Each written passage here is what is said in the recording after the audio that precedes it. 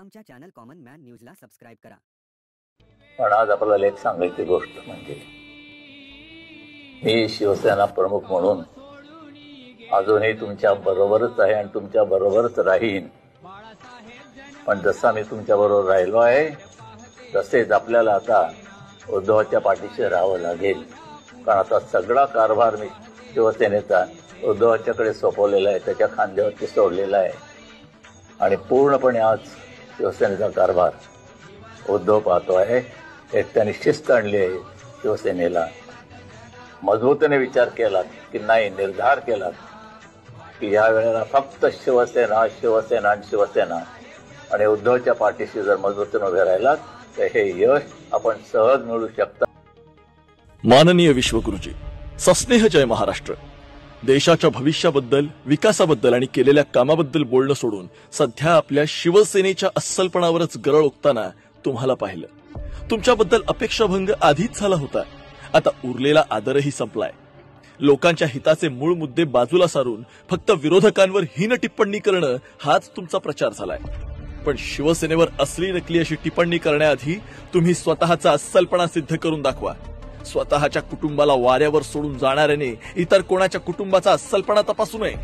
स्वतःच्या खोट्या डिग्री चाचण्या इतरांना लावायला जाऊ नये। शिवसेनेचा अस्सलपणा सिद्ध करायला तुमच्या सर्टिफिकेटची आम्हाला गरज नाही।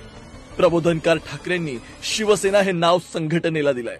हिंदुहृदय सम्राट वंदनीय बाळासाहेब ठाकरे यांनी शिवसेना नावाचा प्रचंड झंझावात निर्माण केलाय आणि महाराष्ट्राचे कुटुंब प्रमुख उद्धव बाळासाहेब ठाकरे यांनी या झंझावाताचं वादळात रूपांतर करत शिवसेना महाराष्ट्रभर वाढवली आहे, टिकवली आहे आणि महाराष्ट्र धर्माची मशाल हाती घेऊन धगधगट ठेवली आहे। आदित्य उद्धव ठाकरे युवकांमध्ये आणि महाराष्ट्राच्या कानाकोपऱ्यात हीच शिवसेना पोहोचवतायत। याच शिवसेनेच्या माध्यमातून महाराष्ट्रातील जनतेचे प्रश्न सोडवतायत, महाराष्ट्र द्रोह्यांच्या विरुद्ध रान पेटवतायत आणि आम्हा कोट्यवधी कट्टर निष्ठावंत शिवसैनिकांनी शिवसेनेला आजवर आपल्या रक्ताचं पाणी करून जपलंय, वाढवलंय। यंत्रणांच्या वापरातून आणि सत्तेच्या माजातून तुम्ही नाव चिन्ह चोरून गद्दारांच्या हाती देऊ शकलात, पण महाराष्ट्रातल्या प्रत्येकाच्या मनात असलेली शिवसेना आणि त्यांचं उद्धव साहेब आणि आदित्यजींशी असलेलं थेट नातं तुम्ही चोरू शकत नाही। तुम्ही शिवसेना संपवण्यासाठी केलेला प्रत्येक प्रयत्न वाया गेल्याने आता थेट हिंदुहृदय सम्राट बाळासाहेब ठाकरेंच्या पुत्रालाच नकली संतान म्हणण्याची चूक तुम्ही केली। आमचं दैवत असलेल्या बाळासाहेबांच्या आणि त्यांच्या मुलाच्या चारित्र्यावर बोलून तुम्ही मर्यादा ओलांडली। शिवसैनिक हे खपवून घेणं शक्यच नाही। कुटुंब बत्सल आणि संस्कारी महाराष्ट्राला हे अजिबात पटलेलं नाही। याचे परिणाम काय आहेत ते तुम्हाला 4 जूनला निकालानंतर दिसतीलच। या महाराष्ट्राने शिवसेनेचा जन्म पाहिलाय, शिवसेना या मातीत रुजताना पाहिली आहे, शिवसेना वाढताना पाहिली आहे आणि महाराष्ट्रासाठी झटताना पाहिली आहे। महाराष्ट्राचा अभिमान असणाऱ्या ठाकरे कुटुंबावर पातळी सोडून बोलणाऱ्यांना आता जनता असली शिवसेना आणि कट्टर शिवसैनिक दणका दाखवणार। महाराष्ट्रात तुमचा करेक्ट कार्यक्रम होणार, कारण शिवसेना म्हणजेच ठाकरे आणि ठाकरे म्हणजेच शिवसेना हे साऱ्या जगाला माहिती आहे। निष्ठावंत, कडवट, अस्सल शिवसैनिक।